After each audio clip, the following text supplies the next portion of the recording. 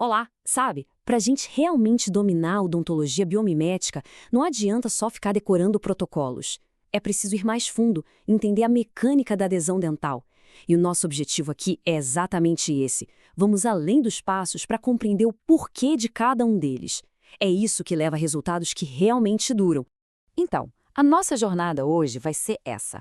Vamos começar entendendo o problema, a interface falha, e vamos caminhar até a solução biomimética, passando pela ciência da adesão, as estratégias modernas e o famoso selamento imediato. No fim, a gente vai ver que a ideia não é só colar, mas sim integrar. Vamos lá? Ok, vamos começar pelo começo. Tudo, absolutamente tudo começa com o elo mais fraco em muitas restaurações, a interface.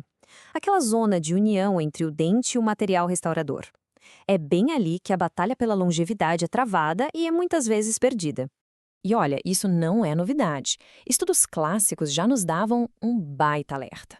Um estudo de Healy e Phillips, por exemplo, mostrou que mais da metade das falhas em restaurações de amálgama, para ser exato 53,5%, eram causadas por cáries recorrentes. E onde essas cáries se formam? Exatamente ali, na margem, na interface. E não vamos pensar que isso é um problema do passado, do amálgama. A tecnologia de hoje, com microscopia confocal, permite que a gente veja esse problema acontecendo ao vivo, em tempo real. A gente consegue observar microfendas se abrindo na interface quase que instantaneamente, enquanto o compósito polimeriza e contrai. É assustador. Então, o ponto crucial é este aqui. Essa fenda microscópica não é um detalhe estético, sabe? É uma verdadeira autoestrada para bactérias e fluidos. E o que isso causa? Abre caminho para sensibilidade, manchamento marginal e, o pior de tudo, a falha clínica da restauração, por cárie secundária. Bom, se o problema está na interface, a solução, filosoficamente falando, é olhar para o melhor projeto de engenharia que a gente conhece, o dente natural. A biomimética nos convida a isso, a entender e emular o design da natureza para criar restaurações que se integram, em vez de só preencher um buraco.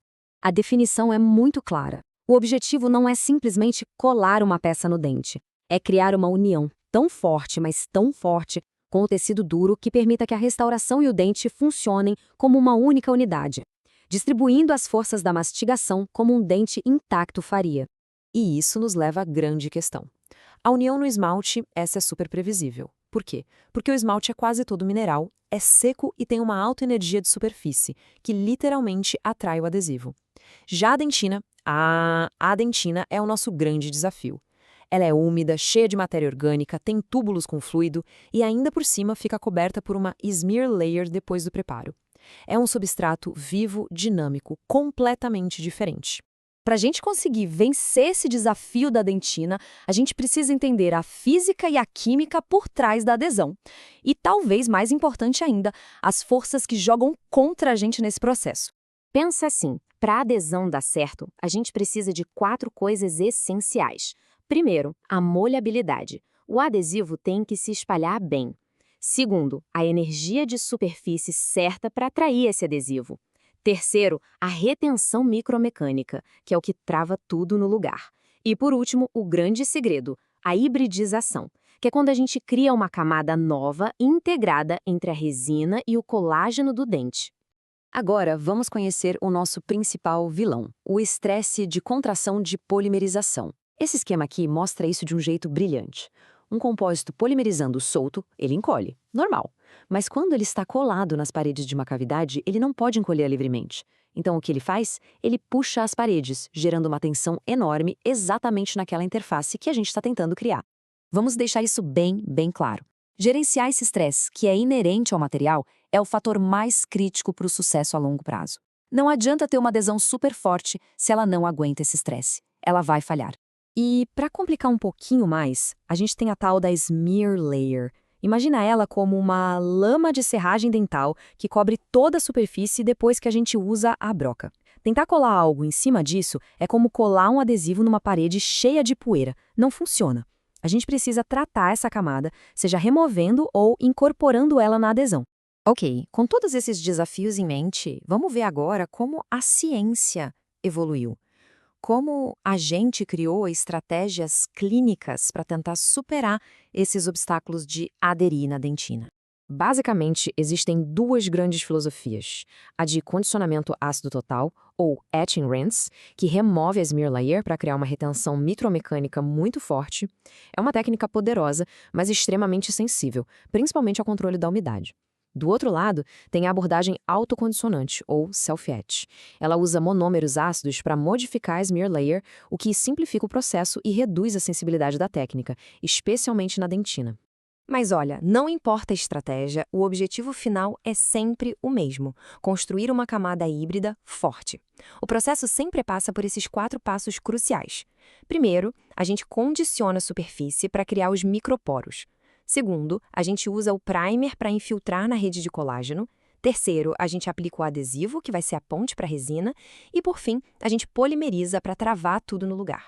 Essa sequência de passos funciona, claro, mas ela ainda expõe essa união, que acabou de ser formada, ao estresse máximo da polimerização do compósito. E isso nos leva a uma pergunta fundamental, uma pergunta que mudou o jogo e impulsionou a próxima grande evolução na adesão.